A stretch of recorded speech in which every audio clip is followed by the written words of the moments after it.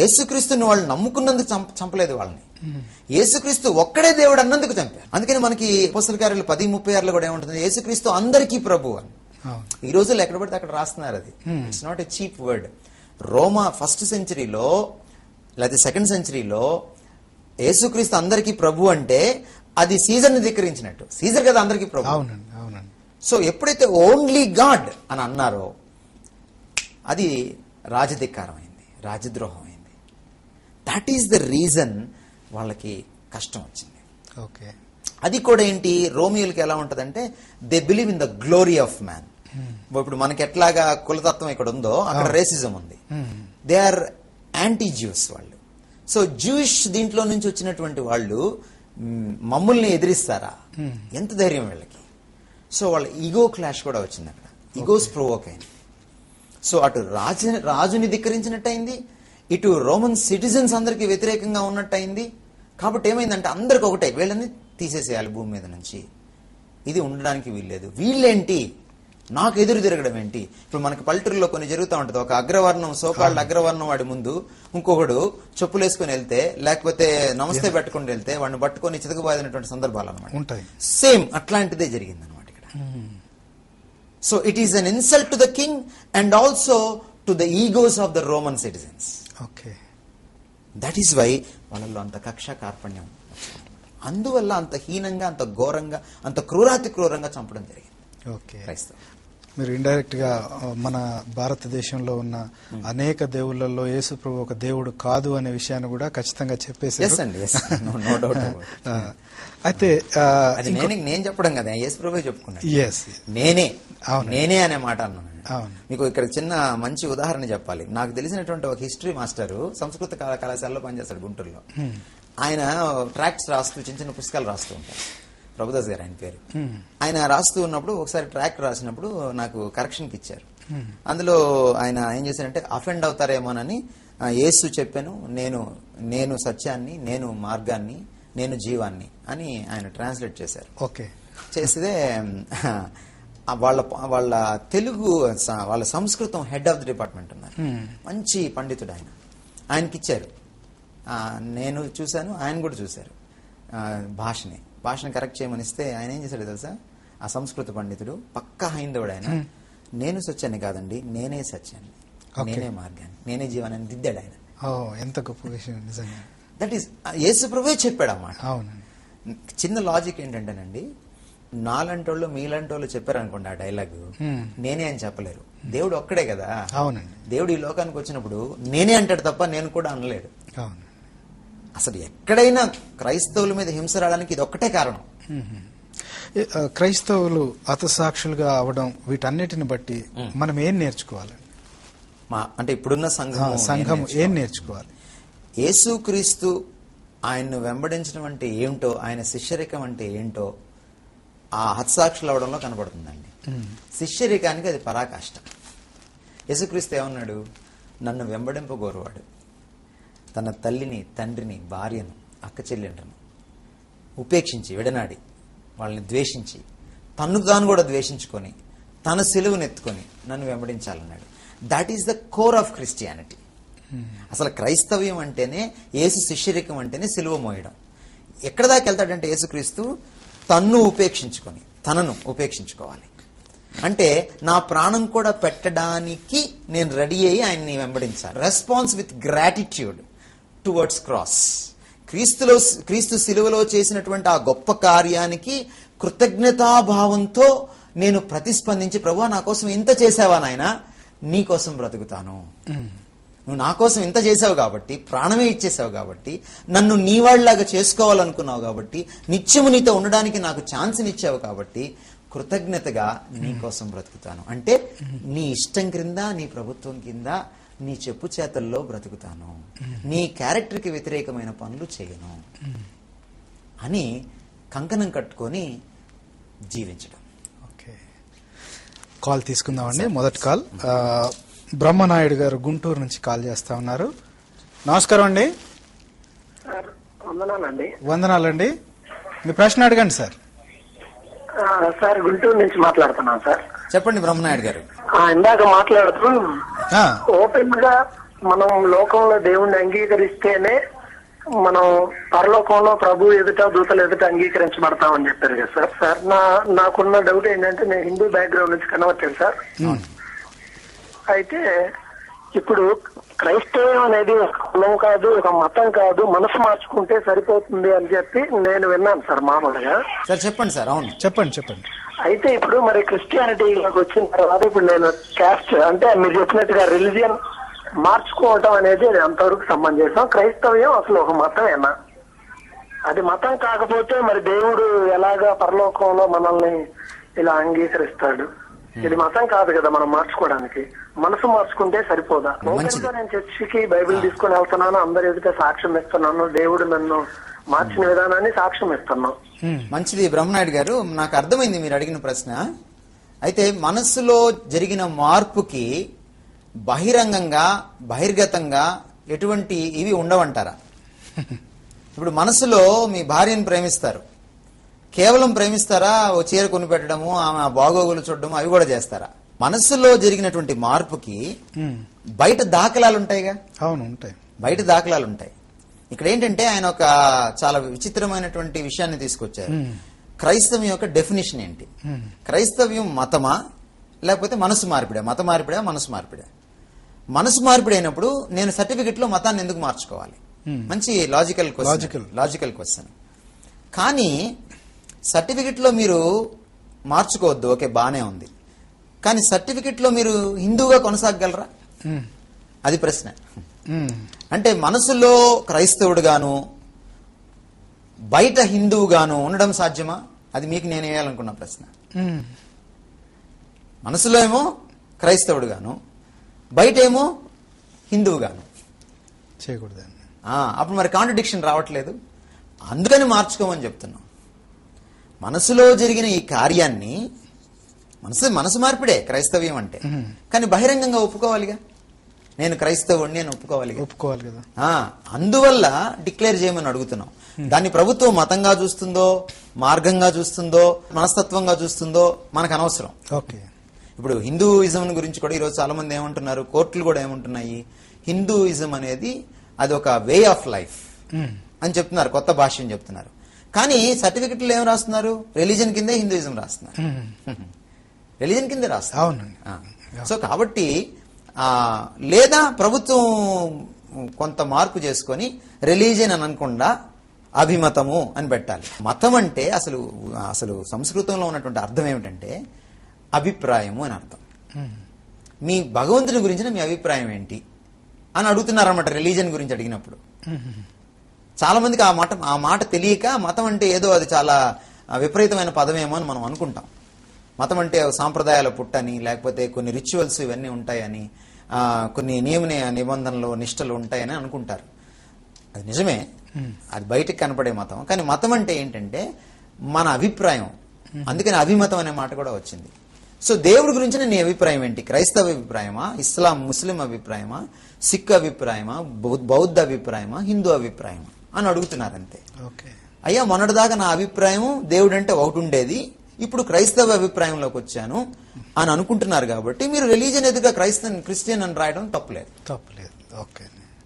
నాకు తెలిసి ఈ రాయకపోవడానికి కారణము రాయాల్సిన పని లేదు కదా అని రాయకపోవడం కాదు, సమాజానికి భయపడి. అంటే వాళ్ళ వర్గాల్లో వాళ్ళు సాధారణంగా, ఇప్పుడు నేను ఎక్స్ అనేటువంటి ఒక హైందవ కులం నుంచి వస్తే మా ఎక్స్లందరూ దాన్ని యాక్సెప్ట్ చేయరు. అందుకని నేను ఏంటంటే వాటికి అన్నిటికీ వెళ్తూ ఉంటాను, వస్తూ ఉంటాను, కాస్త అటు ఇటుగా సాధ్యమైనంత వరకు మా వర్గం వాళ్ళు నన్ను రిజెక్ట్ చేయకుండా చూసుకుంటాను. దానికోసం ఎక్కువ మంది, మరి సార్ ఎందుకు అడిగారో నాకు తెలియదు కానీ, ఆయన స్ట్రగుల్ ఏంటో, ఆయన అంతర్మదనం ఏమిటో నాకు తెలియదు కానీ, చాలా మంది ఎందుకు మార్చుకోరు, ఈవెన్ ఎస్సీలు కూడా ఎందుకు మార్చుకోరు, హైందవులు కూడా చాలా మంది ఎందుకు మార్చుకోరు అంటే, అది బహిర్గతమైతే నన్ను వెలివేస్తారేమో, నన్ను చీకొడతారేమో, లేకపోతే నాతో మాట్లాడరేమో, నేను నా వాళ్ళని పోగొట్టుకుంటానేమో అన్న ఒక రకమైన అభద్రతా భావం వల్ల మార్చుకోరు. కానీ క్రీస్తు శిష్యుడిగా మనం ఉంటే మన అభద్రతా భావాలన్నిటికంటే మించిన వాడు క్రీస్తు. మనం నిజంగా చేయాలి అనుకుంటే ఆ శక్తిని ఇస్తాడు తప్ప. సింహం ముందు నిలబడి మరణించడానికంటే గొప్ప కాదు కదా ఇది. సో నేను అనేది అందుకే అనమాట, ఈ చిన్న చిన్న విషయాల్లో మనం స్టాండ్ తీసుకోగలిగితేనండి, క్రీస్తు కోసం నిలబడగలిగితే ఈ రోజున రేపొద్దున పెద్ద హింస వచ్చినప్పుడు మనం నిలబడగలం. చిన్న వాటిలో నమ్మకంగా ఉంటే పెద్ద వాటిలో నమ్మకంగా ఉంటానని చెప్పాడు యేసు ప్రభు, ముందే చెప్పాడు. అవునండి. దేశాల్లో అంటే జరుగుతున్న ఈ హింస, వేరే దేశాల్లో జరుగుతున్న హింస ఇప్పుడు ఈ రోజే కొత్తగా వచ్చింది ఏమీ కాదు, ఇంతకు ముందు నుంచి ఉంది అనే విషయం యేసుక్రీస్తు ఇక్కడ నుంచి ఆరోహణం అవ్వక ముందే చెప్పేశాడు. ఆయన కొండ మీద ప్రసంగంలో అదే కదా చెప్పాడు, నా నిమిత్తము మీరు హింసించబడి దూషించబడినప్పుడు ఎగిరి గంతులు వేయండి, ఆనందంతో గంతులు వేయండి, ప్రార్థన చేయండి, వారిని క్షమించండి. సో ఆ రోజే ఆయన వార్న్ చేసేసాడు, చెప్పడం జరిగింది. సో కాబట్టి ఇది అన్ఎక్స్పెక్టెడ్ ఏం కాదు, ఇది అన్ఎక్స్పెక్టెడ్ ఏం కాదు. కాకపోతే ఒక చాలా బాధాకరమైన విషయం ఏంటంటే, ఈ రోజు చాలా పెద్ద స్పీకర్లుగా పేరుపడిన వాళ్ళు, చాలా ఎక్కువ ఫాలోయింగ్ ఉన్నటువంటి ఆంధ్రదేశంలో, భారతదేశంలో ఎక్కువ ఫాలోయింగ్ ఉన్నటువంటి, మెజారిటీ ఫాలోయింగ్ ఉన్న స్పీకర్లు శ్రమ గురించి మాట్లాడట్లేదు. అవునండి. హింస గురించి మాట్లాడట్లేదు. మీరు యేసు ప్రభులోకి వస్తే మీకు డబ్బులు వస్తాయి, మీరు నాకు 10,000 ఇస్తే మీకు ₹1,00,000 వస్తాయి, మీరు ఫోటో దిగితే 10,000, మీరు బ్రేక్ఫాస్ట్ చేస్తే 20,000. ఈ ధోరణే నడుస్తుంది తప్ప, నువ్వు యేసుక్రీస్తు కోసం నువ్వు శ్రమ పడాలి, నువ్వు త్యాగం చేయాలి. అసలు ముందు స్పీకర్ త్యాగం చేస్తే కదా. ఈ మధ్య కాలంలో మీరు చెప్పిన ఈ మాట నేను విన్నానండి. టీవీ స్పీకర్ గానే ఒక దేశంలో ఒక అతను రావడం జరిగింది. ఆ తర్వాత ఆయనకు వచ్చిన ఫాలోయింగ్ చూసిన తర్వాత కొంతకాలానికి అతను ఇప్పుడేం ప్రకటించుకున్నాడంటే, నేనే క్రీస్తుని, నన్ను పూజించండి అని చెప్పడానికి లక్షల మంది ఆయన ప్రకటించుకున్నాడు బెనహర్ గారు. అవునండి. వీళ్ళు అప్రకటితంగానే ఆ స్థానాన్ని తీసుకుంటున్నారు. ఫోటో దిగండి, నీతో ఫోటో దిగడం ఏంటండి? ఎవరివి నువ్వు? నీకు పెళ్ళైతే 7 కోట్లు 8 కోట్లు ఖర్చు పెట్టుకున్నటువంటి బోధకులు ఉన్నారు. పెళ్లికి 7 కోట్లు 8 కోట్లు. ఎంతమంది ఏంటి బియ్యం లేక అల్లాడుతున్నారు, భోజనం చేయలేక, బట్టలు లేకుండా అల్లాడుతున్నారు. ఏంటి లగ్జరీ? What is this? నీ స్టేజ్కే కొన్ని కోట్లు అవుతుంది, నువ్వు వేసుకునే కోట్లకి కొన్ని లక్షలు అవుతుంది. అంతా కూడా యేసుక్రీస్తు యొక్క శిష్యరికానికి, ఆయన బోధకు, క్రైస్తవ జీవనశైలికే వ్యతిరేకమైంది. మన ప్రభువు తలదాచుకోవడానికి ఆయనకు చోట్లేదండి. నిరాడంబరంగా జీవించాడు ఆయన, నిరాడంబరంగా జీవించాడు. అపోస్తులు ఏమన్నారు? మా దగ్గర వెండి బంగారములు లేవన్నారు. అది వాళ్ళ జీవన శైలి. మీరేమో కూర్చుకుంటున్నారు, డబ్బులు బ్యాగులకి ఎత్తుకుంటున్నారు, మీరు డబ్బులు, నోట్లు.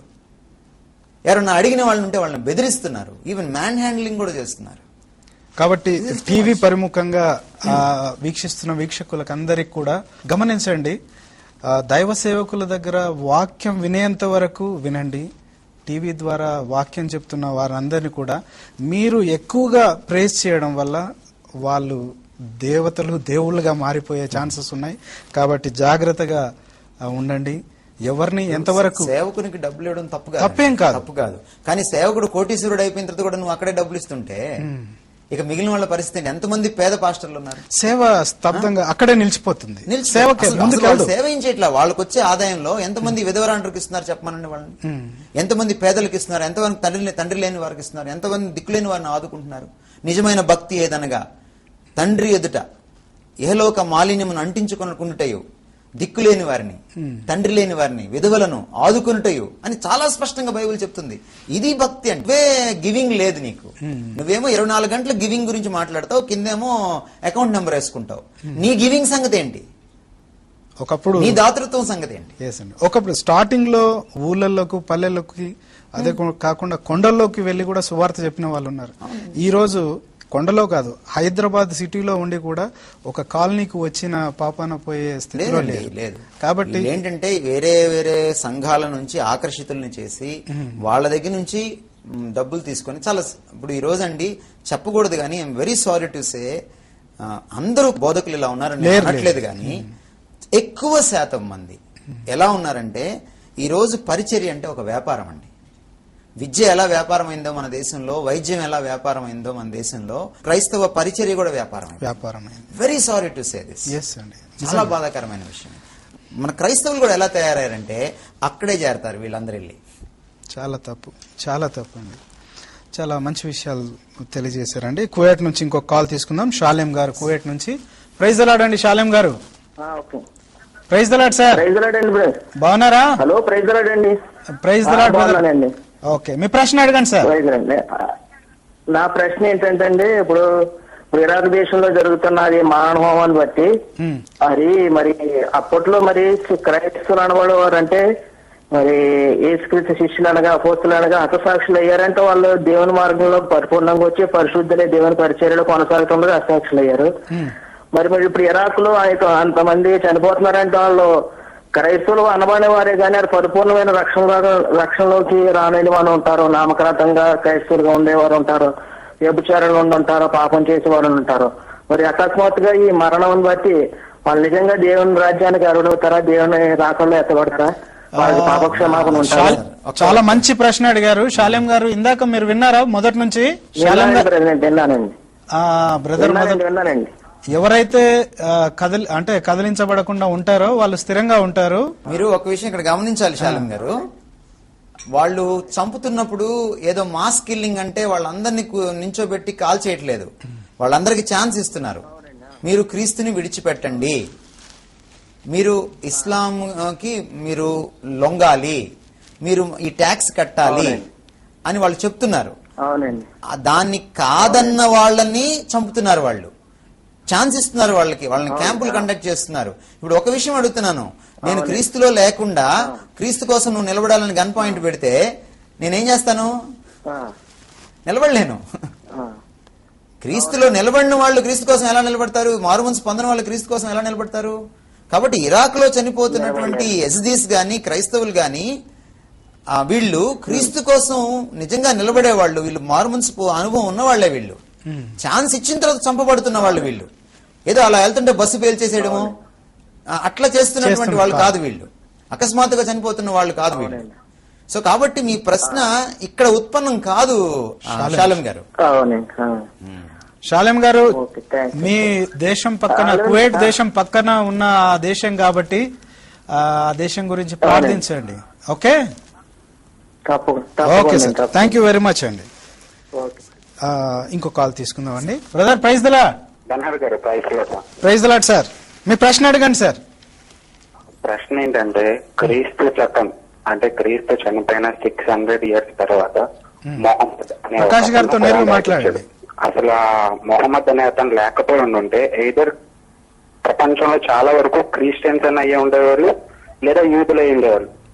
కానీ ఆ ఒక్క వ్యక్తి వలన, అంటే ఇది బహిరంగంగా చెప్పచ్చు లేదో నాకు తెలియదు, ఆ ఒక్క వ్యక్తి వలన ముస్లింస్ అంతా Kuwait, Dubai, Muscat, Saudi Arabia, Russia, Poland కొన్ని సామ్రాజ్యాలే ముస్లింస్ గా వెళ్ళిపోయి క్రైస్తవుల్ని హింసించడం, లేకపోతే యూదులకి అపోజిషన్ గా మీటింగ్స్ ఏర్పరచుకోవడం, అంటే ఇంకేంటంటే ప్రపంచాన్ని భయపడుతుంది. అసలు ఎందుకు ఆ ఒక్క వ్యక్తి వలన సమస్త దుర్నిశ్చిత సత్యాన్ని అడ్డగించడమా, లేకపోతే ఎందుకు అసలు ఎందుకు? కొంచెం డీటెయిల్ గా చెప్పండి. ఒక అతను ఉంటారు ముస్లింలో, ఒక అతను స్టేజ్ మీదకు నించొని క్వశ్చన్స్ అడగండి అంటారు. క్వశ్చన్స్ అడిగితే అతను అడిగిన దానికి చెప్పడు, ఇంకొకటి ఏదో ఒకటి యాడ్ చేసి బ్లేమ్ చేస్తూ ఉంటారు.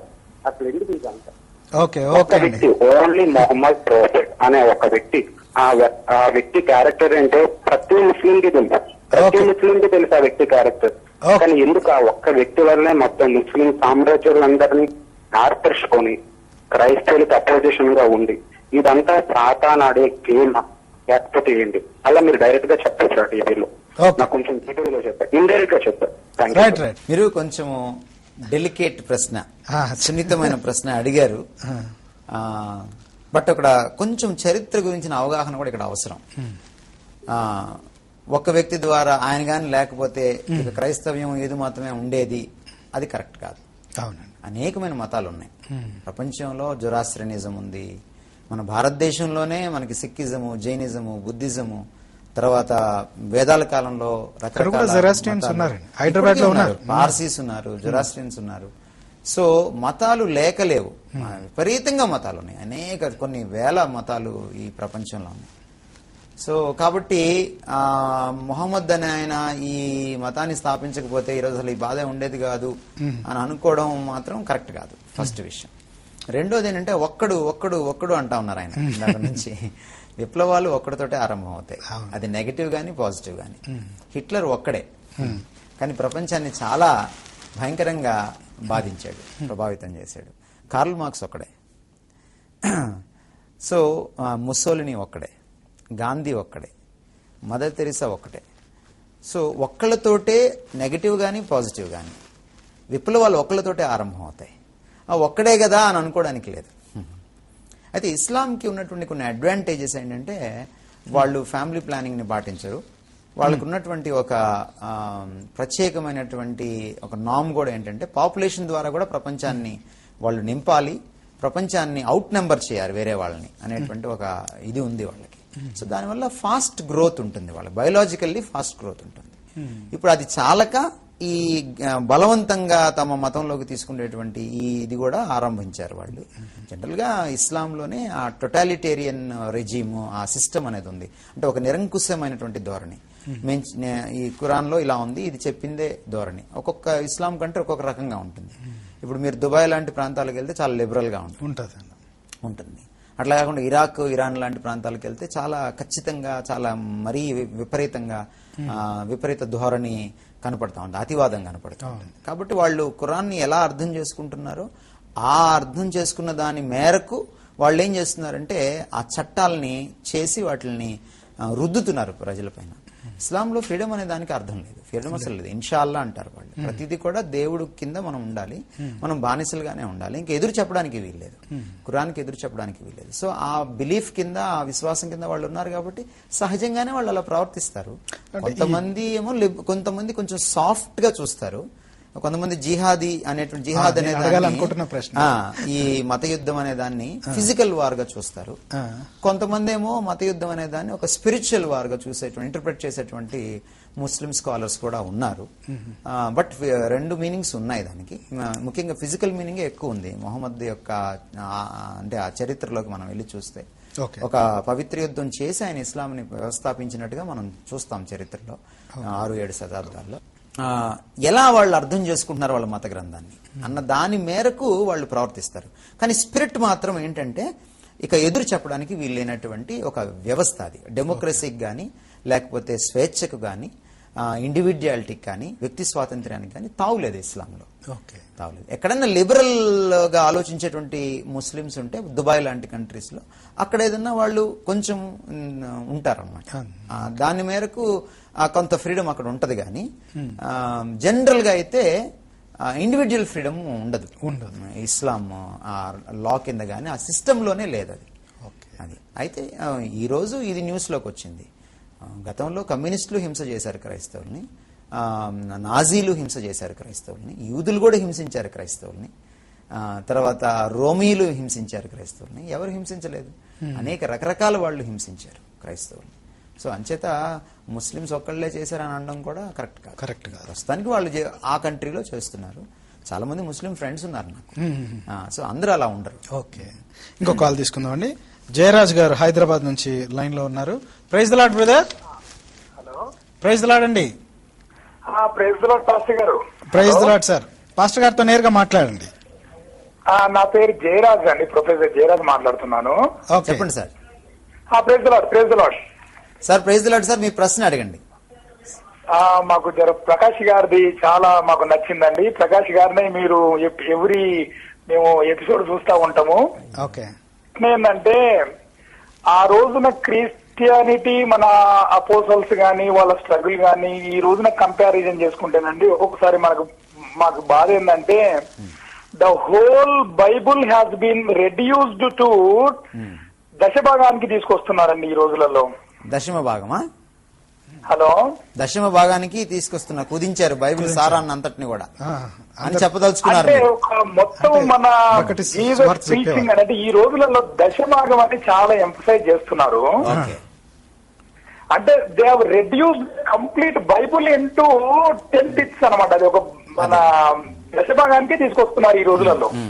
ఓకే, అంటే జీసస్ ప్రీచింగ్ కి ఈ రోజులలో ప్రీచింగ్ కి చాలా డిఫరెన్స్ కానొస్తుందండి. పాపం ఆయన ఊరు ఇల్లుకి వెళ్ళిన మనిషిని ఈ రోజులలో ఏమవుతున్నారంటే కన్స్ట్రక్షన్స్ ఆఫ్టర్ టెంపుల్స్ అంటారు, కన్స్ట్రక్షన్స్ ఆఫ్టర్ చర్చెస్ అంటున్నారు. అది ఎంతవరకు సాధ్యతమో అది క్రిస్టియానిటీ చూస్తుంటే. ఇంకొకటి ఏంటంటే ఈ పాస్టర్స్ కొంచెం they are creating fear among people అండి. ఇది కట్టాల మీరు, ఇది ఒక దశభాగం అనేది, అంటే అది మనకు రావాల. దశభాగమే ఎందుకు ఇవ్వాలి మనం ఎక్కువ కూడా ఇవ్వాలి. మన దేవుడు ఇచ్చిన దాంట్లో మనం ఎక్కువ కూడా ఇవ్వచ్చు కదా మనము. తప్పకుండా I agree with you. Okay, అంతే కదండి. అంటే so they have reduced something like this is the point. Actually ఈ రోజులలో మనము ఒక అంటే నాది ఈ పాస్టర్స్ కానీ ఎవరన్నా కానీ క్లర్జీ కానీ ఈ రోజులలో ఆ ఫియర్ అనేది దే ఆర్ ఎరోజింగ్ ఫియర్. మన జీసస్ అనేది compassionate man, he is all loving man. కానీ ఆయనని ఏమో మీరు ఇది ఇవ్వకపోతే మీరు దీని వల్ల ఇది అవుతుంది, ఇది ఇవ్వకపోతే మీ వల్ల అవుతుంది అనేది మనకి కొంచెం పాస్టర్స్ కూడా కొంచెం కానీ ఎక్కడన్నా కానీ చర్చిలలో ఇలాంటివన్నీ జరుగుతున్నాయి ఒక్కొక్కసారి మనకి. ఓకే, అర్థమైంది. మనము సమయభావం వల్ల మనం ఈ ప్రశ్నని తీసుకుంటాం సార్, క్లుప్తంగా మాట్లాడుకుందాము. ఒకటి, మీరు భయాన్ని క్రియేట్ చేస్తున్నారన్నమాట వాస్తవం అండి. మీరు ఇలాగ దేవుడికి ఇవ్వకపోతే ఏదో అయిపోతుంది అంటే వాళ్ళు ఎలా చేస్తారంటే దేవుడిని ఒక బిజినెస్ మ్యాన్ లాగా ప్రొడ్యూస్ చేస్తారు, చూపిస్తారు. అంటే నువ్వు ఇది ఇస్తే దేవుడు నీకు ఇది ఇస్తాడు, నువ్వు ఇవ్వకపోతే ఇవ్వడు, నువ్వు ఇవ్వకపోతే ఆశీర్వాదాలు రావు, ఇస్తేనే ఆశీర్వాదాలు వస్తాయి. దానికి కారణం వీళ్ళకి ఏదో దేవుడి మీద భయం ఉండో లేకపోతే మనలో దేవుడి భయాన్ని కలిగించడానికో కాదు. పరిశుద్ధత విషయంలో అలాంటి భయం ఎందుకు కలిగించరు పాస్టర్లు? ప్రేమ విషయంలో అలాంటి భయం ఎందుకు కలిగించరు పాస్టర్లు? అతను సరిగా చూడని కోడల్ని కూర్చోబెట్టి నేను దేవుడు నీ మీద యాక్షన్ తీసుకుంటాడని ఎందుకు భయం కలిగించరు మన పాస్టర్లు? ఆపదలో ఉన్న వాళ్ళని ఆదుకున్నప్పుడు దేవుడు తప్పకుండా మనల్ని లెక్క అడుగుతాడని ఎందుకు భయం కలిగించరు పాస్టర్లు? ఒక్క డబ్బుల విషయంలోనే ఇచ్చే విషయంలోనే ఎందుకు భయం కలిగిస్తున్నారు పాస్టర్లు అంటే పాస్టర్లకు ఒక భయం ఉంది, వీళ్ళు డబ్బులు ఇవ్వకపోతే వీళ్ళకి జీతాలు రావని. సో వాళ్ళ జీవనోపాధి కోసం కొద్దిమంది అన్నారులే గానీ ఆయన సంస్కారంగా, కానీ చాలా మంది ఉన్నారు అలాంటి వాళ్ళు. వాళ్ళ జీవనోపాధి కోసం ప్రజల్లో ఒకలాంటి భయోత్పాతాలని సృష్టించి ఆ ఇవ్వడం విషయం మీద బాగా ఎంఫసైజ్ చేసి దేవుడికి ఇవ్వాలి. అసలు దశమ భాగం అయితే పర్వాలేదండి ఒక రకంగా. అసలు రిక్షా తోలుకునే వాళ్ళు, ఆటో తోలుకునే వాళ్ళు, వాళ్ళు అప్పులు చేసి తీసుకొచ్చి 10,000 20,000 ఇచ్చి టీవీ ప్రోగ్రాంలు స్పాన్సర్ చేయించుకుంటున్నారు.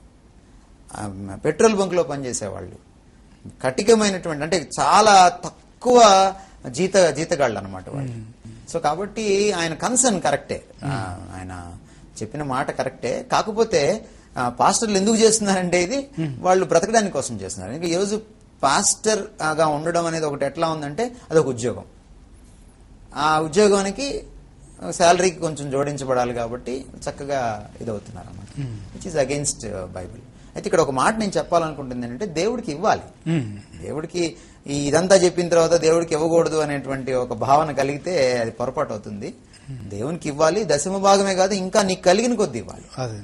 ఒక పేద విధవరాలని యేసుక్రీస్తు చూపించి తనకు కలిగినదంతయు ఆమె ఇచ్చింది అంటాడు. సో కాబట్టి నేను గమనించింది ఏంటంటే పేదలు ఎక్కువ ఇస్తారు దేవుడికి, బాగా సంపాదించే వాళ్ళు తక్కువ ఇస్తారు దేవుడికి. అది నేను గమనించింది. ఈవెన్ ఫిలిప్పీ పత్రికలో కూడా పౌలు ఏమంటాడంటే మీరు చాలా పేదరికంలో ఉండి కూడా మీరు ఎంతో దాతృత్వం కలిగి ఉన్నారంటాడు. సో కాబట్టి మనం నేర్చుకోవాలి, ఇవ్వడం నేర్చుకోవాలి, అది కూడా రైట్ ప్లేస్ లో ఇవ్వాలి. వాళ్ళని ఏదో కోటీశ్వరులను చేయడానికి కాదు, మనం చూసుకొని జాగ్రత్తగా ప్రార్థనాపూర్వకంగా దేవునికి ఇవ్వాలి. ఓకే అండి. రవికిరణ్ గారు లైన్ లో ఉన్నారండి వైజాగ్ నుంచి. ప్రైజ్ ది లార్డ్ అండి రవికిరణ్ గారు. Praise the lord sir. Praise the lord అండి. నా పేరు రవికిరణ్ అండి. మీ ప్రశ్న అడగండి సార్, నేరుగా అడిగేసేయండి. ప్రకాష్ రాజు గారు, ప్రకాష్ అన్న గారు ప్రైజ్ ది లార్డ్ అండి. Praise the lord. Praise the lord Ravikiran చెప్పండి. అది ఏం లేదండి, నాకు డౌట్ ఏంటంటే మన క్రైస్తవ మతం ఏమైతే చెబుతుందో సేమ్ ఇస్లాం కి సంబంధించిన మతం గ్రంథం అయిన ఖురాన్ లో కూడా సేమ్ సిచ్యువేషన్స్ సేమ్ అన్ని కూడా అక్కడే జరుగుతూ ఉంటున్నాయి కదండి. అంటే సపోజ్ అబ్రహాం తీసుకొని అతను కొండ మీదకి వెళ్లి బలి ఇవ్వడానికి వెళ్ళే సేమ్ సిచ్యువేషన్ ని సేమ్ ఖురాన్ లో కూడా చూడగలుగుతున్నామండి. సో నా డౌట్ ఏంటంటే మనం యెహోవా దేవుని కొలుస్తున్నాం, యెహోవా దేవుడే దేవుడని మనం నమ్ముతున్నాం, వాళ్ళు అల్లాని కొలుస్తున్నారు, వాళ్ళు అల్లాయే దేవుడు అంటున్నారండి. సో నాకు డౌట్ ఏంటంటే ఇప్పుడు వాళ్ళు మన మీద అనేక అరాచకాలు చేస్తూ ఉంటున్నారు, బట్ వాళ్ళు కొలిచే దేవుడే అల్లా దేవుడే అల్లాయే దేవుడు అని వాళ్ళు అడుగుతున్నారండి.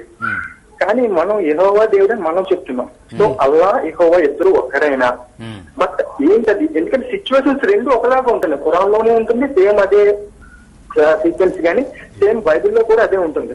రవి గారు మిమ్మల్ని ఒక ప్రశ్న అడిగారు సార్. చెప్పండి. మీరు ఈ కంక్లూజన్ కు ఎలా వచ్చారు అని అడిగారు. ఎస్ అండి, కంక్లూజన్ అనేది నేను రాలేకపోతున్నానండి. అంటే కొన్ని విషయాలు కొన్ని సందర్భాలు చూస్తా ఉంటే రెండిట్లోని ఈ బైబిల్లో కూడా ఖురాన్ లో కూడా ఈసా బిన్ మరియా అన్నట్టుగా కొన్ని విషయాలు మన బైబిల్లో ఏమున్నాయో చాలా మట్టికి ఖురాన్ లో కూడా ఉన్నట్టుగా అనిపిస్తున్నాయండి. రెండిట్లో ఎలా చూపగలుగుతున్నారు? ఓకే అండి సార్, రైట్ అండి. మీ ప్రశ్నకి జవాబు చెప్దాము. ఫస్ట్ విషయం ఏంటంటేనండి, Quran is equal to Bible కాదు. ఇది మొదట మీరు తెలుసుకోవాల్సినటువంటి సత్యం. అనేకమైన భిన్నత్వాలు ఉన్నాయి రెండిటికి మధ్యలో. ఉదాహరణకి మీరు అబ్రహాం గురించి ఉటంకించారు. అబ్రహాము ఇస్సాకుని బలిచ్చినట్టుగా క్రైస్తవుల విశ్వాసం అయితే, అబ్రహాము ఇష్మాయిల్ని బలిచ్చాడన్నది ముస్లింల విశ్వాసం. అంత తేడా ఉంది. ఖురాన్ క్రీస్తును చూసే విధానం వేరు, బైబిల్ క్రీస్తుని చూసే విధానం వేరు. ఖురాన్ యొక్క దేవుడి గురించిన అవగాహన వేరు, బైబిల్ యొక్క దేవుడి గురించిన అవగాహన వేరు. ఖురాన్లో చాలా స్పష్టంగా ఉంటుంది అల్లాని తెలుసుకోలేము అని, అల్లా ఈజ్ ఇన్స్క్రూటబుల్ అని. కానీ బైబిల్లో ఏమని ఉంటుందంటే, రుచి చూచి తెలుసుకునుడి యెహోవా ఉత్తముడని. నేను సమీపంగా ఉన్నప్పుడు నన్ను వెతకండి, నేను మీకు దొరుకుతాను. సో సేమ్ అనేటువంటి మాట కరెక్ట్ కాదు. చాలా ఎక్కడో చిన్న పోలికలు ఉంటాయి. అదేదో సింహం నేను ఒకటే అన్నట్టు, సింహం నేను సేమ్ టు సేమ్ అని అంటాడు ఒక హీరో. సేమ్ టు సేమ్ ఎట్లా అవుతాడు? సింహం బట్టలు వేసుకోదు, సింహం స్నానం చేయదు. నేను అనలా ఇది. ఒక 2వ తరగతి అబ్బాయి వాళ్ళ నాన్న అడిగాడు, అదేంటి డాడీ సేమ్ టు సేమ్ అంటాడేంటి, సింహం చాలా పనులు చేయదు కదా, ఈయన కూడా చేయడా అని అడిగాడు. సో ఇదేంటి ఒక అపోహ. నేను సింహం లాంటి అని చెప్పుకోవడానికి సింహం నేను సేమ్ టు సేమ్ అని చెప్పుకోవడం అనమాట. అట్లాగా ఖురాన్ యొక్క దైవం గురించినటువంటి అవగాహన వేరు, బైబిల్లో ఉన్న దైవం గురించిన అవగాహన వేరు. ఖురాన్ క్రీస్తును కేవలం ప్రాఫెట్ అంటుంది, బైబిల్ క్రీస్తుని దేవుడిగా, ఏకైక దేవుడిగా ప్రత్యక్షం చేస్తుంది. చాలా భిన్నమైనటువంటి అభిప్రాయాలు ఉన్నాయి. ఖురాన్ ప్రకారము సిలువ లేదు, క్రైస్తవ్యం ప్రకారం సిలువ ఉంది. ఖురాన్ పునరుద్ధానాన్ని ఒప్పుకోదు, బైబిల్ పునరుద్ధానాన్ని ఘంటాపదంగా చెప్తుంది. సో సేమ్ అని అనడానికి అసలు లేనే లేదు. ఏంటంటే పైన చూసి నువ్వు నేను బాయ్ అనుకోవడానికి బాగుంటుంది. అయితే ఇక్కడ ఒక మాట నేను చెప్పాలనుకుంటున్నాను. అంటే మన దేశంలో ఒక మంచి సంప్రదాయం ఉంది ఏంటంటే, అందరూ ఒకటే, అందరూ సమానులే, మనం అందరం కలిసి జీవించాలని. అది బాగానే ఉంటుంది, కానీ దానికోసం అబద్ధాలు ఆడాల్సిన పని లేదు. ఇప్పుడు నువ్వు నేను సేమ్ అయితేనే నేను నిన్ను ప్రేమిస్తానా? సేమ్ కాకపోయినా నేను నిన్ను ప్రేమిస్తాను, అంతే కదండి. అది నిజమైన ప్రేమ, దేశభక్తి అవుతుంది. చాలా మంది ఏం చేస్తారంటే, క్రీస్తు is equal to Krishna is equal to Mohammed is equal to Buddha is equal to అని చెప్పి చెప్తా ఉంటారు. అది కరెక్ట్ కాదు. యాక్చువల్గా వాస్తవాలు అవి కాదు. మీరు ఆ గ్రంథాలు చదవండి, అవి వాస్తవాలు కాదు. బుద్ధిజాన్ని పాటించేవాడు బైబిల్కి దగ్గరగా లేకపోయినా సరే క్రైస్తవుడు బుద్ధిస్టుని ప్రేమించాల్సిందే. అలాగే హైందవుడు క్రైస్తవుడు పాటిస్తున్న విషయాలు వేరుగా ఉన్నప్పటికీ కూడా, పూజించే దేవుళ్ళు వేరు, సంప్రదాయాలు వేరు, అవగాహన వేరైనా కూడా ఒకరినొకరు ప్రేమించుకోవాల్సిందే. అది నిజమైన దేశభక్తి. ఖురాన్ బైబిల్ ఒకటి చెప్పకపోయినా కూడా ముస్లింస్ని మనం ప్రేమించాలి. ఒకటైతే ప్రేమిస్తే ఇంకో గొప్పతనం ఏముంది? అంతే కదా. సో కాబట్టి క్రైస్తవ ప్రేమ ఒక రాడికల్ లవ్, అదొక విప్లవాత్మకమైన ప్రేమ. నాకు నచ్చని వాడిని కూడా ప్రేమించడం, నాకు భిన్నంగా ఉన్నవాడిని కూడా ప్రేమించడం, నాకు వ్యతిరేకంగా ఉన్నవాడిని కూడా ప్రేమించడం, అంగీకరించడం అనేది అది గొప్ప విషయం అన్నమాట. తండ్రికి ఎదురు తిరిగే కొడుకును కూడా తండ్రి ప్రేమిస్తాడు, అది తండ్రి ప్రేమ. తండ్రి మాట వినేవాడిని ప్రేమిస్తాడు, తండ్రి మాట వినని వాడిని కూడా ప్రేమిస్తాడు. అలాగే తల్లి కూడా.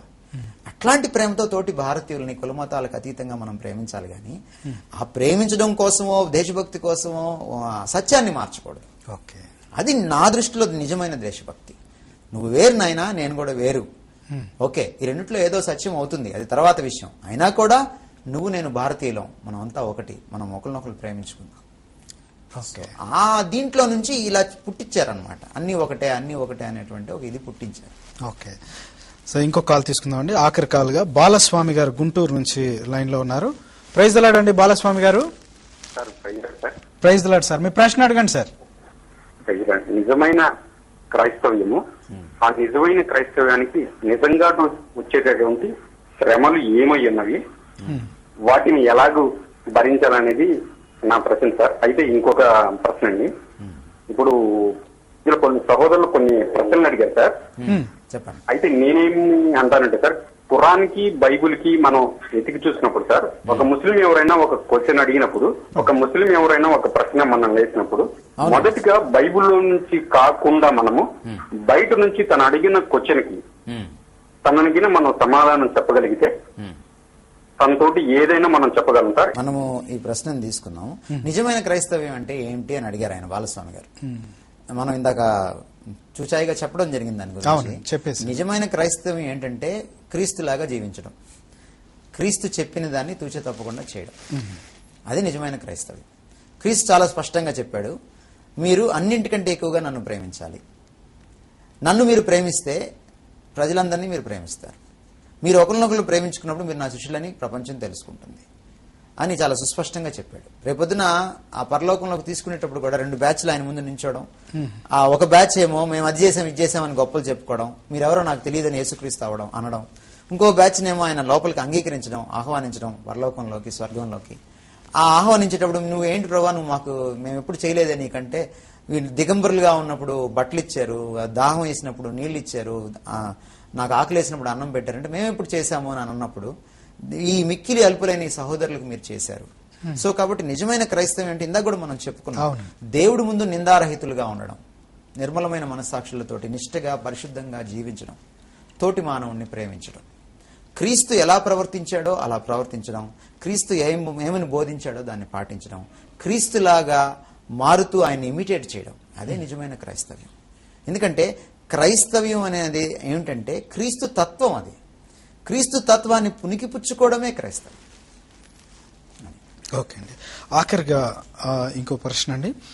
హింసాత్మకంగా హింసతో వినోదం చేస్తూ పైచాచికంగా ఆనందం పొందుతూ ఏదైతే చేస్తున్నారో వీరికి కూడా మనం అనుభవించే ఈ రక్షణ దొరికే అవకాశం ఉందా? ఉంటుందండి, ఉంటుంది. ఒకవేళ వాళ్ళు రిపెంట్ అయితే, వాళ్ళు పశ్చాత్తాపడితే. ఏదన్నా ఉదాహరణకు చెప్పగలరా? ఇప్పుడు మనకి అంటే చరిత్రలో మనకి అంటే ఇప్పుడు రీసెంట్ చరిత్రలోకి మనం వెళ్ళకపోయినా బైబిల్లో చాలా ఖచ్చితమైన క్లాసిక్ ఎగ్జాంపుల్ అపోస్తలుడైన పౌలు. క్లాసిక్ ఎగ్జాంపుల్ అది. ఆయన భయంకరమైన హింసకుడు, క్రైస్తవ్యాన్ని విపరీతంగా ద్వేషించినవాడు. యెహోవా దేవుడు అంటే ఆయనకి విపరీతమైన నిష్ఠ. ఆ పరిసయ్య నిష్ఠతో ఆయన చంపాడు, హింసించాడు, రోడ్ల మీదకి ఇచ్చాడు, అవమానపరిచాడు. ఒకటి చేయలేదు అతను. అందుకనే చాలాసార్లు ఆ పాత కాలం నాటి తన హింసా ప్రవృత్తిని జ్ఞాపకం చేసుకున్నప్పుడల్లా అతను కృంగిపోయి చాలా దీనుడిగా మాట్లాడుతూ ఉంటాడు. ఆయన అపోస్తలులందరిలో నేను చివరివాడిని అంటాడు. అవునండి. పాపులలో ప్రధానుణ్ణి అంటాడు. చూడండి ఆయన యొక్క దీనత్వము, ఆయనకు ఉన్నటువంటి వినయం, ఆ విధేయత చూడండి. చాలా. సో హింసకులు కూడా మారే అవకాశం ఉంది, తప్పకుండా ఉంది. సో అది లేదు అనడానికి, ఆ ఛాన్స్ లేదు అనడానికి లేదు. ఎందుకంటే యేసుక్రీస్తు అందరికీ ప్రభువు, ఆయన సర్వాధికారి. కాకపోతే మన వైపు నుంచి మనం చేయవలసింది కూడా చేయాలి. ఆ రెస్పాన్స్ అయితే అపోస్తులైన పౌలు మారడానికి ఒక కారణం ఏంటంటే అతను ఒక అపోహలో ఉండి హింస చేశాడు. నిజానికి సత్యాన్ని ప్రేమించే వ్యక్తి అతను. నిజానికి సత్యం పట్ల నిష్ఠ కలిగిన వాడు, సత్యాన్వేష అతను. నిజానికి దేవుడు అంటే భయం అతనికి. తర్వాత ఈయనే దేవుడు అని తెలుసుకున్న తర్వాత అతను మారిపోయాడు. కానీ ఇప్పుడు ఈ ఇస్లాంలో కానీ, కమ్యూనిజంలో కానీ, లేకపోతే ఈ నాజీ ఇజంలో కానీ, లేకపోతే రోమా ప్రభుత్వం కింద కానీ వాళ్ళు చేసేటప్పుడు వాళ్ళు అందరూ సత్యాన్వేషులుగా ఉంటారు, సత్యాన్ని ప్రేమించేవారుగా ఉంటారు. ఒకవేళ వాళ్ళల్లో ఎవరైనా ఇలా చేయడమే అల్లాకి నేను ఇచ్చేటువంటి ఘనత అని అనుకొని అపోహలో ఉండి అలా హింస చేస్తూ ఉంటే అది కాదని తెలుసుకున్న నాడు మారే అవకాశం ఉంటుంది. సో కొంతమంది ఆ పర్సనాలిటీలోనే ఆ సిన్సియారిటీ ఉంటుంది. ఆ సిన్సియారిటీ వల్ల వాళ్ళు ఏం చేస్తారంటే ఒక అపోహలో ఉండి తప్పుడు పనులు చేస్తుంటారు. ఎప్పుడైతే ఆ అపోహ నుంచి వాళ్ళు విడుదల పొందుతారో, వాళ్ళకి వెలిగింపు వస్తుందో, అరే నేను తప్పు చేస్తున్నానే అనుకున్నప్పుడు తప్పకుండా వాళ్ళ పరివర్తన వస్తుంది, భగవంతుడి వైపు చూస్తారు వాళ్ళు. కానీ హింసకులందరూ, దుర్మార్గులందరూ అలా ఉండరు. వాళ్ళ మనస్సాక్షి చెప్తున్నా కూడా వాళ్ళు దానికి వ్యతిరేకంగా చేస్తూ ఉంటారు అన్నమాట. ఇప్పుడు ఉదాహరణకి WTC టవర్స్ పడిపోయినప్పుడు ఆ ఏరోప్లేన్ ని ఆ టవర్స్ గుండా తీసుకువెళ్ళిపోతున్నప్పుడు ఆ డ్రైవర్ కి, ఆ పైలట్ కి, అతనికి సహకరించినటువంటి మరొక టెర్రరిస్ట్ కి వాళ్ళు చాలా ఆనందం చేశారు. ఆ పని ఆనందంతో చేశారు ఆ పని. ఎందుకంటే ఇస్లాంలో ఒక కాన్సెప్ట్ ఉంది, నువ్వు ఎన్నైనా నిష్ఠగా పాటించు, నువ్వు నమాజులు చేసుకో, హజ్కెళ్ళిరా అని విని స్వర్గం గ్యారంటీ అంటే చెప్పలేమంటారు. స్వర్గం గ్యారంటీ అంటే చెప్పలేమంటారు. కానీ జిహాదీలో నువ్వు చనిపోతే తప్పకుండా నీకు స్వర్గం గ్యారంటీ అనేటువంటి ఒక నమ్మకం వాళ్ళకుంది. అందుకని ఒక ముస్లిం యువకుడు ఈ టెర్రరిస్టులు నూరిపోసినప్పుడు ఆ అపోహ కింద అతను ఏమనుకుంటాడంటే, నేను ఈ బాంబు పేలుస్తున్నప్పుడు, ఒక మానవ బాంబుగా చనిపోతున్నప్పుడు, లేకపోతే నేను ఒక WTC టవర్స్ ని కూర్చి చేస్తున్నప్పుడు ఇంతమంది చనిపోతున్నారే అని చూసుకోడు అతను. నేను డైరెక్ట్ గా స్వర్గానికి వెళ్తాను మరుక్షణము అని అతను నమ్ముతాడు. అది అపోహ అని తెలుసుకున్నప్పుడు, అట్లాంటి సిన్సియర్ ఫెలోస్ ఉన్నప్పుడు వాళ్ళు మారే అవకాశం ఉంటుంది.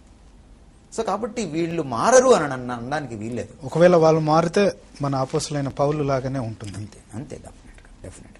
ఓకే. సో క్లాసిక్ ఎగ్జాంపుల్ మనకి బైబిల్లోనే ఉంది. ఓకే. మీరు వీక్షకులకు ఈ దినం మీరిచ్చే సందేశం ఏంటి? నేను చాలా వినయంగా క్రైస్తవ లోకానికి చెప్పాలనుకుంటుంది ఏంటంటే, సుఖానికి అలవాటు పడినటువంటి కాలంలోనూ, యుగంలోనూ, ప్రపంచంలోనూ మనం ఉన్నాం. ఈరోజు టెక్నాలజీ తోటి సుఖానికి మరిగాం మనం. ప్రతిదానికి సుఖం. అవునండి. కొంచెం కష్టం వచ్చినా తట్టుకోలేని పరిస్థితి. ఇప్పుడే టీనేజర్స్ గా 10th క్లాస్లోనూ ఇంటర్మీడియట్లోనూ ఉన్న పిల్లల్ని మీరు ఇళ్లలో చూడండి. తల్లిదండ్రులను వాళ్ళు ఎంత గారంగా పెంచుతున్నారో అయినా కూడా వాళ్ళు గునుగుతానే ఉన్నారు. సో సుఖానికి అలవాటు పడిపోయినటువంటి ఒక యుగంలో మనం జీవిస్తున్నాం. కాబట్టి ఇది క్రైస్తవ్యానికి గొడ్డలు పెట్టుగా ఉంది. సుఖం ఎప్పుడు క్రైస్తవ్యానికి గొడ్డలు పెట్టే. హెడోనిజం అంటాం, సుఖవాదులు అంటాం. ఏంటి, తినుము తాగుము సుఖించుము. ఆ ధోరణిలోనే చాలా మంది క్రైస్తవులు ఈరోజు ఉన్నారు. ఆదివారం వాళ్ళ జీవితాలని మీరు క్లోజ్గా ఎప్పుడైనా స్టింగ్ ఆపరేషన్ చేయండి.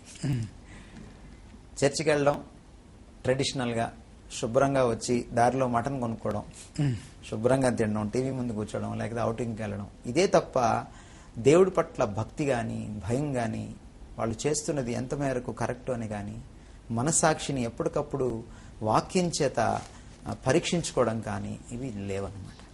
సో అందుకని నేను క్రైస్తవులకి చెప్పేటువంటి సలహా ఏమిటంటే, మీరెంత కష్టాల గుండా వెళ్తారో, ఎంత శ్రమల గుండా వెళ్తారో అంత మంచిది మీకు, అంత మంచిది. శ్రమల గుండా ఖచ్చితంగా వెళ్ళమని నేను చెప్పట్లేదు, కానీ సుఖం కంటే శ్రమే మనకి మేలు తీసుకొస్తుంది. శ్రమ విధేయతను నేర్పిస్తుంది. శ్రమ విశ్వాసంలో నేను ఎదిగేలా చేస్తుంది. శ్రమ నా దేవుణ్ణి నేను ప్రజల ముందు ఒక అసాధారణమైన వ్యక్తిగా నిలబెట్టేలా చేస్తుంది. ఆయన అసాధారణ శక్తిని ప్రజలకు చూపించేలా చేస్తుంది. శ్రమలో నేను అనేకమైన పాఠాలు నేర్చుకుంటాను. సుఖంలో పాఠాలు నేర్చుకోలేము. సుఖంలో నెగిటివ్ పాఠాలే నేర్చుకుంటాం. జీకే చెస్టర్టన్ అనేటువంటి ఒక ఇంగ్లీష్ క్రైస్తవ మేధావి ఏమంటాడంటే, మనిషి కష్టాల బటన్ నొక్కి నొక్కి అలిసిపోలేదంట, సుఖాల బటన్ నొక్కి నొక్కి అలిసిపోయాడు. ప్రసంగి కూడా ప్రసంగి గ్రంథంలో ఏమంటాడంటే, యవనుడా నీ హృదయం ఏమి వాంఛిస్తే అది చేయి, నీ కన్నులు ఏం కోరుకుంటే అది చేయి, కానీ గుర్తుపెట్టుకో ఒక దినాన్న దేవుడు నిన్ను తీర్పులోకి తీసుకొస్తాడు. ఈ మాటే నన్ను రక్షించింది. Praise the Lord, praise the Lord. So ఏమంటాడంటే సొలొమోను, నేను సుఖాన్ని విపరీతంగా అనుభవించాను. లిక్కర్ అంటే ఏంటో దాన్ని చూడాలని చెప్పి దాని మీద రీసెర్చ్ చేశాడు. ఆయన ప్రాక్టికల్ రీసెర్చ్ చేశాడు. సెక్స్ అంటే మన వాళ్ళకి ఏం తెలుసు, సొలొమోనుకి తెలిసినంత 1000 మంది భార్యలు ఉపపత్నులు ఉన్నారు ఆయన. సెక్స్ మీద ఆయన విపరీతమైన ప్రయోగం చేశాడు. సోషల్ సర్వీస్ చేశాడు ఆయన. He was a scientist, he was a top politician, great king. Fame ఆయనకు తెలుసు, ధనం బంగారం ఆయనకు తెలుసు. ఇది లేదు అనడానికి ఆయనకి లేదు. ఈ లోకానికి సంబంధించిన సుఖ సౌఖ్యాలన్నీ అనుభవించిన తర్వాత ఆయన యొక్క కంక్లూజన్, ఆయన థీసిస్ ఏంటంటే, సుఖం మీద ఆయన థీసిస్ ఏంటంటే, ఇదంతయు వ్యర్థము. మరి ఎందుకు వ్యర్థం వ్యర్థం వ్యర్థం అని చెప్పి ప్రసంగ గ్రంథం అంతా రాస్తే 12వ అధ్యాయం చదివితే మనకి దానికి చిక్కుముడి విడిపోతుంది. అంతా వ్యర్థం అయితే నువ్వు ఎందుకు రాసిన పుస్తకం రాయడం కూడా వ్యర్థమే కదా అనే ప్రశ్న వస్తుంది కదా. ఏది వ్యర్థం కాదంటే, ఇదంతయు వినిన తర్వాత తేలిన ఫలితార్థం ఇదే, దేవునికి నువ్వు లోబడి ఆయన ఆజ్ఞలను గైకొనాలి. సో సుఖం ఏం చేస్తుందంటే, సాధ్యమైనంత వరకు అది మంచి కంటే చెడుని ఎక్కువ ఇస్తుంది. సుఖం వద్దని నేను చెప్పట్లేదు, సుఖం కంటే కష్టాన్ని ఎక్కువ ప్రేమించండి, ముఖ్యంగా క్రైస్తవులుగా. ఎందుకంటే మీరు సిలువనెత్తుకొని యేసుని వెంబడించాల్సిన శిష్యులు. మీకు సుఖం ఆయన ఇవ్వబోతున్నాడు. ఆ లోకంలో సుఖం ఉండబోతుంది. అది నువ్వు తెచ్చిపెట్టుకునే సుఖం కాదు, ఆయన ఇచ్చే సుఖం. ఈ లోకంలో సుఖము ఏం చేస్తుందంటే దేవుడి విషయంలో, భక్తి విషయంలో రాజీ పడేలా చేస్తుంది. ఆ లోకంలో సుఖము నిన్ను దేవుడి నుంచి దూరం చేయదు. కాబట్టి కష్టం వచ్చినప్పుడు దూరంగా వెళ్ళకండి, కష్టపడడం నేర్చుకోండి. అది అది కష్టించి పనిచేయడం కావచ్చు, శ్రమలు అనుభవించడం కావచ్చు, అవమానాలను అనుభవించడం కావచ్చు, ఏదైనా కావచ్చు, అణిగిమణిగి ఉండడం కావచ్చు, ఏదైనా కావచ్చు. దేవుడు మిమ్మల్ని ఆశీర్వదిస్తాడు. ఎవరైతే అన్యాయాన్ని అనుభవిస్తున్నారో, ఎవరైతే శ్రమ గుండా వెళ్తున్నారో, ఎవరైతే హింస గుండా వెళ్తున్నారో వాళ్ళని ప్రత్యేకంగా వారి పక్కన నించుంటాడు ఆయన. వారి పక్కన నించుంటాడు. అందుకని ఆయన ఏమంటాడు, గర్విష్ఠుల్ని ఎదిరిస్తాడు, దీనుల్ని ఆయన కృప అనుగ్రహిస్తాడు. దీనులకి ఆయన ఫ్రెండ్ అంతే. సో ఒకవేళ మనం అన్యాయంగా సహిస్తే అది మనకి మంచిది. పేతురు ఏమంటాడంటే, మీరు తప్పు చేసి మీరు శిక్ష పొందిన యెడల అది మీకు ఏమి హితము, దాని వల్ల లాభం ఏంటి? కానీ మీరు తప్పు చేయకుండా ఒకవేళ అన్యాయంగా మీరు అవమానాన్ని కానీ, శ్రమను కానీ, హింసను కానీ భరిస్తూ ఉంటే అది మీకు హితము, అది మీకు మేలు అంటాడు. క్రీస్తు కూడా తాను ఏమీ తప్పు చేయకుండా, కనీసం తలంపుల్లో కూడా పాపం చేయకుండా ఆయన నీకోసం సిలువలో శ్రమను అనుభవించాడు. ఆయన అడుగుజాడల్లో మీరు నడవాలి అని అంటాడు. అక్కడ ఒక అద్భుతమైన మాట ఉంటుంది, శ్రమ పొందుటకే మీరు పిలువబడ్డారని ఉంటుంది. The Christian call is to suffer for Christ, not to suffer for our own mistakes and errors, our own since. మనం తప్పులు చేసి ఇష్టం వచ్చినట్టు ప్రవర్తించి వచ్చే పర్యవసానాలని గురించి మాట్లాడట్లేదు నేను. క్రీస్తు కోసం నిష్ఠగా జీవించినప్పుడు వచ్చే శ్రమ అనుభవించడానికే దేవుడు నన్ను పిలుచుకున్నాడు. తత్ఫలితంగా ఈ ప్రపంచానికి ఆయన చాటింపు వేస్తాడు, నేను ఉన్నాను, నేనే నిజమైన దేవుణ్ణి అని. సో కాబట్టి క్రైస్తవులకు నేను ఇచ్చే సలహా ఏంటంటే, క్రీస్తుని శ్రమ కంటే ఎక్కువగా మీరు చూడండి, అప్పుడు శ్రమను అనుభవించడానికి మీకు వీలవుతుంది. సుఖాన్ని క్రీస్తు కంటే ఎక్కువగా ప్రేమించండి, అప్పుడు శ్రమను అనుభవించడానికి మీకు వీలవుతుంది. ఓకే, సాక్రిఫైస్ చేయడానికి ఇంకెవరు చేస్తారు సాక్రిఫైస్? త్యాగం అనేది ఈరోజు లేకుండా పోయింది. మనకి ఆగస్టు మాసంలో ఉన్నాం, ఎంతో మంది త్యాగ ఫలం ఈరోజు మనం స్వాతంత్రాన్ని అనుభవిస్తున్నాం. అసలు త్యాగం అనే దానికి ఈరోజు రాజకీయవేత్తల్లో కానీ, బ్యూరోక్రసీలో కానీ, ఎక్కడ కూడా ఇళ్లల్లో కానీ త్యాగం అనే దానికి అర్థమే లేదు ఈరోజు. సో త్యాగాన్ని నేర్పించండి ఈ ప్రపంచానికి. క్రైస్తవులు త్యాగాన్ని నేర్పించండి ఈ ప్రపంచానికి. ఇంకెవరు నేర్పిస్తారు ఈ ప్రపంచానికి త్యాగాన్ని? సో త్యాగపూరితమైన నిస్వార్థమైన ప్రేమను ఎప్పుడైతే ఈ ప్రపంచానికి మనం నేర్పిస్తామో, క్రీస్తుని ఈ ప్రపంచం